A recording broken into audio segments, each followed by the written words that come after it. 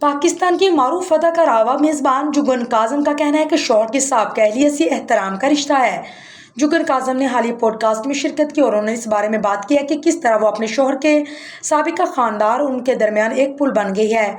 उन्होंने कहा कि उनके बच्चों की इब्तदाई तौर पर उन्हें कबूल करने में मुश्किलात का सामना करना पड़ा क्योंकि वो अभी नौउम्र थे। वक्त के साथ वो उन्हें कबूल करने के काबिल हो गए। वो भी इसके बाद जब उन्हें बैठाया और कहा कि वो उनकी माँ बनने की कोशिश नहीं कर रही, वो सिर्फ एक दोस्ताना रवैया चाहती है और वो भी उनके साथ अच्छे तल्लुकात कायम करना चाहती है।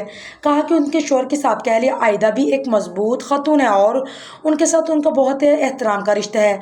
जुगन ने कहा कि शौहर की साबिका बीवी बहुत अच्छी औरत है। वो सिर्फ मेरे बच्चों के लिए ही नहीं बल्कि आयदा अपने बेटे हमजा के लिए भी बहुत अच्छी है।